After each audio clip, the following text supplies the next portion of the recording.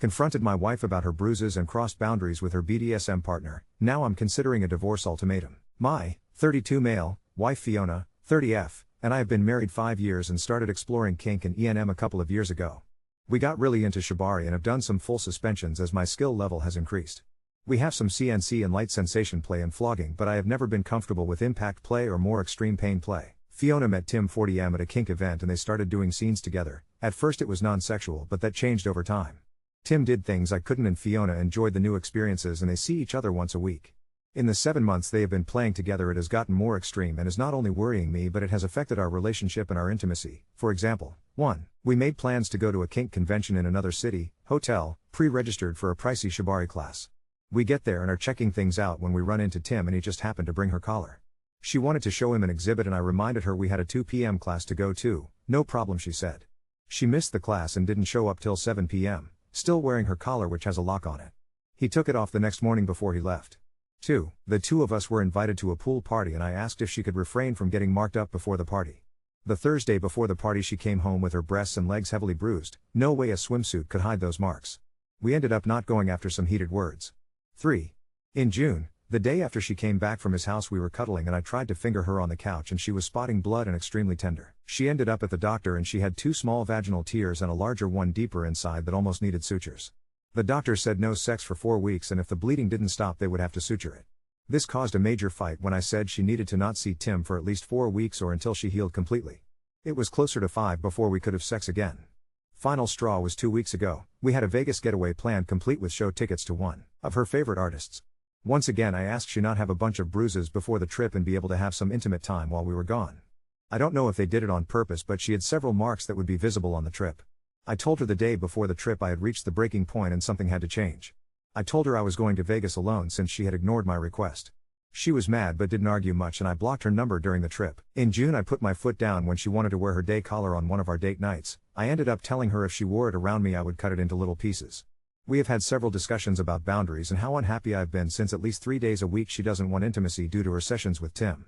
She has argued that it is all consensual and she enjoys the sessions so much. I have asked that she limit their sessions to every other week and that we see a counselor to work through our/my issues but she refuses to consider it. We never had a veto agreement in our relationship but I am thinking using a veto on Tim. Some friends of mine have discouraged me from giving her an ultimatum like that. I guess I could phrase it like I can't be in a relationship where my feelings and needs are ignored like this either way. As much as it would hurt I can't live this way anymore. If it means splitting up then I am at that point. I know if I draw a line in the sand I have to be prepared to follow through. I just had a talk with my lawyer this morning to go over my options and get a roadmap if I decide this is my only option. I love my wife but this is just tearing me apart. I hope she feels the same and we can fix this. FYI, I have another partner I see 2 to 3 times a month so this isn't a one-sided arrangement. Formatting on my iPad blows. I will clean it up when I get home. Edit, formatting only update 1. Fiona and I had a long talk tonight. She sat and heard me out for the most part. I tried to make it about how I was feeling and what I felt was missing in our relationship. Fiona actually apologized and said she was still very much in love with me and cared a lot about our marriage and would make an effort to be more mindful of my needs and feelings, but said she would not allow me to dictate the terms of her relationship with Tim as it is also very important to her. I said I couldn't see the two relationships being compatible, especially from my point of view. Things went downhill from there. I finally said we needed to separate for a while until we could figure out if we wanted to work on saving the marriage or simply call it quits. I suggested she go stay with a friend or relative while we thought this out. Her response was to call my bluff, saying she wasn't going to let me manipulate her into giving in to my demands. She wasn't leaving and said I had no intention of divorcing her. I told her I had already spoken with an attorney and was deadly serious, which she called BS on. She grabbed some things and went into the guest room and shut the door. Crap will hit the fan tomorrow as I am following instructions from my lawyer. I transferred the money from the checking account into a different account and then called the debit and credit cards in as lost and had them issue new cards with new account numbers. They said it would take 6 to 8 business days for our new cards to arrive. I also changed all the passwords on our accounts. Tomorrow I plan to get a storage unit and start moving some of my things out of the apartment. And of course, call the lawyer and give him the green light to have Fiona served. She doesn't carry much cash so I should be getting a call early tomorrow after she leaves. I'll be leaving before she does for work tomorrow so I will miss her reaction if she decides to wear her day collar, which is in 3 pieces now. Update 2. Brief recap. My wife of 5 years got into her first BDSM relationship with heavy impact play, something I wasn't comfortable doing, and loved it, but it got out of hand and began to bleed over into our relationship. None of my requests or boundaries were listened to and there were several major red flags events that finally became too much for me. Earlier this week we had a long discussion where she heard my concerns and acted like she wanted to try and make things better, but in almost the same breath said that her relationship with Tim, her dom, was equally important and she wouldn't let me dictate terms of their relationship. I said I felt the two relationships were not compatible and we should separate for a while to figure out if we wanted to work on saving our marriage or simply call it quits. Her response was to call my bluff in her words and she wasn't going to let me manipulate her into giving in to my demands. She said she wasn't leaving and I had no intention of divorcing her. I told her I was deadly serious and had already talked with a lawyer, which she called BS on. She grabbed some things and shut herself up in the guest room. I reported all our cards as lost and had them frozen and requested cards with new numbers. I also changed the passwords on all our accounts and moved our checking balance to a savings account. There was a substantial amount in the account that I wanted to preserve in case she decided to do something rash. I gave the lawyer a green light to have her served. I also rented a storage unit and moved a lot of my valuables and keepsakes just in case. I had already pulled about $2,000 in cash out to get by until the new cards arrived in about 7 business days. I also took a pair of snips to her day collar and cut it into 3 pieces. She called me from Starbucks asking why none of her cards were working the next morning and I told her what I had done. She said we needed to talk when she got home and I said we had already had a talk but wasn't listening to me. When she got home she saw her day collar sitting on the dining room table in pieces and started going off on me. I let her vent and when she asked if I had anything to say I told her I was tired of having it shoved in my face all the time. While I was telling her off she noticed several things missing around the apartment and I said I had put them in safekeeping for now. I told her she needed to set up a checking account and get her paychecks direct deposit routed there and once she had it set up then I would transfer money from our joint account. She asked what was she supposed to live on till that happened and I said you can ask Tim for a loan since he is your new primary now. Then I said if you need some cash I can give you enough to get by until you get things changed over. I said she wasn't going to run up any more debt on the credit cards and she should apply for one if she thought she couldn't live without one. I said my lawyer said you should get served on Friday and you should look into getting someone to represent you. She grabbed her purse and said you're insane, I can't be here right now and headed towards the door. She stopped halfway and turned around and said she needed gas money. I handed her $100 and she stormed out. She came back in about an hour and said I couldn't do this and we needed to talk. I went through all the red flags again that I had listed in the first post and said I wouldn't live like this anymore. She doesn't want to separate or get a divorce and now wants to get marriage counseling. I said I would do counseling if she stopped seeing Tim until things were settled. She blew up and said I didn't get to make that call and I agreed and said that was her call but I wouldn't entertain counseling while she was still seeing Tim. Thursdays are their normal play night, tonight, and she wanted to go talk with him in person first if she was going to pause their relationship. I put my foot down and said she could do that over the phone and if she went over to his house to go ahead and pack her bags and just stay there. I said if she showed up with a new bruise then we were done, no second chances. We have an appointment with a counselor next week, he is kink-friendly and came recommended from several people. I told her counseling doesn't change the divorce decision, and if we are to cohabituate and try to rebuild something I needed to be legally free to walk away if things go bad again. She didn't like this and argued we could maybe work that out in our counseling session. Sorry for the long read, I will see if she is committed to what she says she will do, but it seems like she is only 80% on board and keeps waffling on the details. Maybe when she gets served she will make up her mind. Either way I am staying the course on the divorce, no matter what direction things go. Thanks for everybody's support and advice. She also called Tim and canceled their playdate for tonight and said they were taking a break. We have an appointment with a therapist next week. For now, she is still sleeping in the guest room. Update 3. Tim has reached out to me twice now so I had a decent conversation with him today. I voiced some of my concerns and things I felt he disrespected by doing. He apologized for the incident at the kink event but didn't realize I didn't know he was attending as well. The collar incident was mostly Fiona's idea and he had not intended for her to keep it on all night. He was not aware of the pool party incident but had tried to limit bruising before our trip to Vegas. He seemed remorseful that he had caused so much turmoil in Fiona and my relationship. While he did admit to going too far a few times, he said he had to end several of their sessions because of the lack of Fiona's own limits and that she had only used her safe word once in their relationship. He told me he was afraid she might allow herself to get injured badly if she continued on like she had been. He told me he was not going to see her again for several reasons. He also asked if she would reach out to him so he could explain. Tim rents dungeon space from a local pro-dom, who has a large space that rents to locals. She has suspended his privileges there for 60 days. Not sure if it is related to us or not. I do know the dom and have attended private events there before. Our second counseling session went well. Fiona has her first individual session with a different therapist today. I have been impressed by the effort and attitude she is putting into therapy. Divorce is still on track, her lawyer met with mine this morning. She is not contesting the divorce and our financials are already separated. Our 401ks were almost equal so there is nothing there to split. Both lawyers think we can expedite things rather quickly. Our lease is up in November and by that time we should know if we plan to continue to cohabitate. Fiona doesn't know yet about my conversation with Tim. She says she hasn't reached out to him, which he confirmed in our talk. We did sleep in the same bed last night and were intimate for the first time in a long while. In the letter she wrote to me from our first session was that she might want a different relationship going forward, possibly a 24/7 DS arrangement, but we are still talking about what that might look like. While this update sounds all happily ever after, I still have a lot of concerns and trust issues. So I went to the event center where our kink event is planned for tonight to help with some setup, and found out details about the dungeon debacle. Tim had assault charges filed against him and police went to the dungeon space to investigate, which disrupted some business the owner was doing there at the time. Tim had a sub file charges against him and has threatened to sue the owner of the dungeon as well. The dom that owns the space suspended his privileges there for 60 days and it will result in a permanent ban if he can't make all this go away. I know there are multiple waivers and consent forms that everyone who enters that space has to sign, so the lawsuit will likely go away. But I'm sure the owner isn't happy about having her business on the police and community's radar. I was inundated with questions last night from people wondering if I was involved due to recent events and my pending divorce. A couple of people even suggested I should reach out to the dungeon owner to voice my opinion on Tim. At any rate, it doesn't appear that our situation was the reason for him losing his privileges and he is just trying to put out fires at this point. Now on to second story. Husband would rather sacrifice me and my daughter than his beloved dogs, leaving me questioning his priorities and our marriage. My husband is watching 2, out of 4, of his parents' golden retrievers during Christmas. So 2 of them are here at our apartment. They are old and sweet and one of them can barely walk. I've always loved his parents' dogs, and I love on them when they are here. The other night, though, he let me know that it is priority that the dogs, well mainly one dog since the other can't get on there, get to sleep on the bed, and I'll either need to sleep on the guest bed or move my legs for the dog. I asked why they couldn't sleep on the guest bed or floor or literally anywhere else. He said because they are used to always sleeping with him. He was single and living with his parents until he met me at age 34, so the dogs slept on his bed highly and were his rock. We got married last February and he left the dogs at his parents'. It's a queen bed and the golden is huge, so he takes up most of it. He also won't move when gently pushed, and like to place himself in the middle of the complete left side of the bed. My husband told me not to make him move or shove him, but to work around him. When I gently laid my leg on top of the dog, he said it was too heavy for the dog. I'm thin and my leg is very light, mind you. My husband hen got to sleep stretched out on his bed.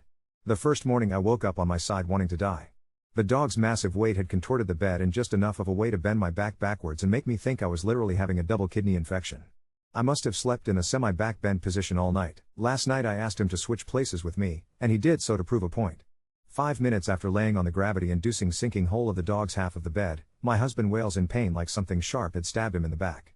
He changed positions, but I insisted he sleep on the dog's side with the dog because I was so sore. Before we went to sleep, I was listening to him whisper sweet nothings to the dogs.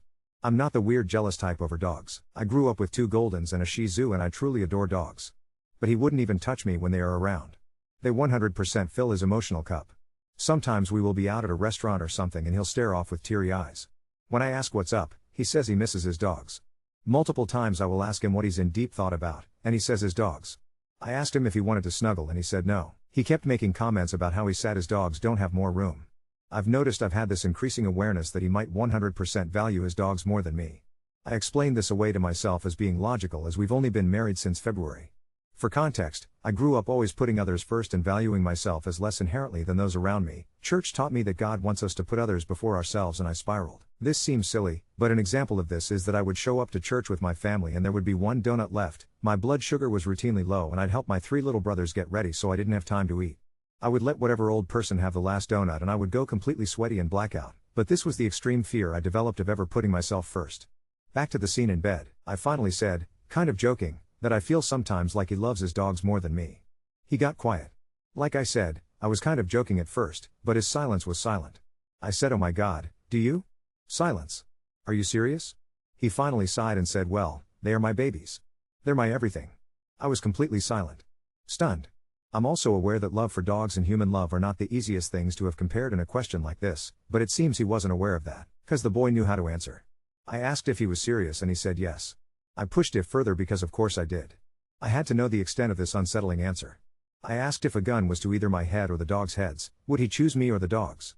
He got quiet again and told me that's not a fair question because that would never happen. WTF, so I insisted on my hypothetical question because now I was just shell-shocked. He finally admitted that he would choose to let me die over dogs. Oh, and my daughter. His stepdaughter. He said he'd choose to let both me and my daughter die. Over his parents' dogs. I was visibly upset and shocked at how serious he was answering. I said, do you even love me? He got quiet. I asked again. Silence. He could see I was horrified and tearing up. He finally got annoyed and said of course he does. And that he only hesitated because it was a stupid question. He then said he was kidding about the dog stuff and only answered that way to show me those were stupid questions. Only guys, he wasn't kidding. I really believe no part of that was a joke. I know joking. He was not kidding, at all. Update 1. Bad update 2. My husband said that if he ever had to choose to let either me or his parents' dogs live, he'd choose the dogs, so now I want to leave Ada? I had posted all of this on True off my chest and it got deleted, so I'm trying here because the comments were helping, so I've been reading all of your comments and obviously gaslighting myself on if he was joking. He doubled down yesterday morning and said he only answered that way because I was being ridiculous. I still felt uneasy about everything. Last night, I was like sick exhausted. My throat was swollen, my back hurt, and I had gotten 2 hours of sleep the night before. When I went to go to sleep, this time both dogs were on the bed. I asked if we could lift the dog that can't walk well to the floor since that's where he likes to sleep as he can't get on or off the bed alone. He got up to try to gently move him to the floor, but the golden didn't much prefer it, so my husband instantly gave up. Now mind you, the dog is literally taking up the lower left corner, 1/4 or more of the bed. I asked if he could gently insist the dog get on the floor. He explained that he will need to move to the floor later in the night, but he doesn't feel like it currently, so no, he wouldn't be making him move right now if the pup didn't delight in the thought right this instance. The dog got to stay. I said this makes no sense to me because you'll have to wake up from us sleeping to move him later? He doubled down. I focused on the second dog who was stretched out to consume the entire right half of the bed. My husband laid between them.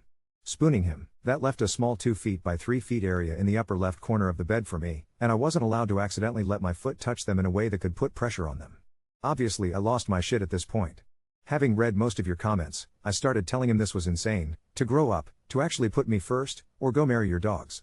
I said this is so pathetic and embarrassing for me to be of less value than your dogs do you. You can't put your golden through slight discomfort and move them to the floor so your sick wife can sleep? He responds with, move to the guest room. I said no. He says fine, I'll move to the guest room. I said I really want to actually spend time with you since my kiddo is out of town. We never spend time together. Let's both go to the guest room and the dogs can have our bed. He says no, it has to be just one of us, because he wants the dogs to have one adult as a comfort presence, and both have full access to the bed. I obviously am floored at this point. Around this time the dog that sleeps on the floor somehow moved himself off the bed to the floor, even though I didn't think he could without help due to his hips. My husband notices and instantly freaks out asking if I made the dog get off the bed. I said no. He then says I should leave, I'm insane, he wants a divorce, and they will always be more important to him. He slept holding them so gently and scrumptiously. So that's the story of how I'm sitting upstairs trying to figure out how to pack my stuff and leave to spend Christmas Eve and Christmas alone. Because I'm less than 2 dogs. Oh, and it's storming outside. The actual reason I haven't left my husband, the one who would choose the dogs over me, is I feel too guilty because I think he's autistic. Ada? Hi, I just wrote the 2 posts about how my husband, given the choice between letting me or his parents' dogs live, would choose his dogs. I don't even know how to write this next part because it sounds so bad in every way. Someone commented on one of the posts saying they think he's 100% autistic. One of my close friends is autistic and I've learned a lot from them. I'm fully aware there is a spectrum. I also want to say that I used to be a terrible anti-vaxxer and then saw the light, and now speak at events against ableism and advocate against the notion of vaccines causing autism. I am constantly grateful by the absolute gift to the universe my autistic friends are, and I am humbled I get to learn from them. My husband has never been diagnosed as autistic. Please forgive me because I don't know if it's preferred to say autistic or having autism, and my heart is in the right place. I just truly don't know what the preferred term is because people have told me a few different preferences over the years. Possibly relevant side note, I have AD and am medicated, and they think I have auditory processing disorder. I have PTSD and anxiety as well. I'm actually really struggling with this comment, because I've always wondered if he was autistic because the things he's said to me make me wonder, like maybe he doesn't realize his obsession with his dogs to the point of loving them more than me isn't normal. He's very sociable, has a group of friends he plays D&D with, is outgoing with strangers, can strike up conversations easily, has a wide variety of interests, a degree in journalism with a very creative and fun style of writing, is incredibly intelligent, high emotional IQ, connects with others easily, etc. But every time he says something mean like he loves his dogs more than me, I think, what if he's undiagnosed autistic and doesn't know he's hurting me? He says very off-the-wall things that hurt me and are not at all socially acceptable, and genuinely acts like he doesn't see the harm. But then he'll say things like this, actually fully aware that he knows what he's saying is bad. I'm a piece of shit, less intelligent than him, a parasite, infuriating, worthless, everyone can't stand me, no one likes me, I have a peanut for a brain, I'm a ducking idiot, I'm so goddamn stupid, etc. It breaks me. But I stop and think, what if he's autistic and he's projecting feeling like he's inadequate onto me? What if he feels that way about himself and wishes he were neurotypical? And then my heart breaks and I cry. Also, when I tell him he's making me cry, he tells me I cry all the time and that he's just giving me a reason to get it out of the way. I cannot divorce him because I worry he's autistic and can't help the abuse. Today he told me not to be around him because it's impossible for him not to verbally abuse me because I make him have to. At the end of the day I feel sad thinking maybe he feels like a neurodivergent outsider then wants to feel more neurotypical and therefore projects his feelings onto me to feel better about himself. That breaks me. Whenever I stand up for myself and say no, I'm done, he breaks down and needs me, as if I'm a mother abandoning her child. He spent 34 years of his life at home till we married last year. What if there was enmeshment and that's not his fault? What if he was never mentally allowed to grow up? That also breaks me. I feel so sad for him that I feel like I can't divorce him because he's mentally either been abused through enmeshment, or is insecure due to undiagnosed autism. People keep asking why on earth I won't leave him. I don't want to leave him alone in this possible diagnosis, possible childhood trauma, etc. It also feels so guilty if I walk away. That's why. I do love him, but I love my daughter more and I don't want her thinking this is okay. I know what I need to do and I have to go through with the divorce. My heart is just aching and hurting for him.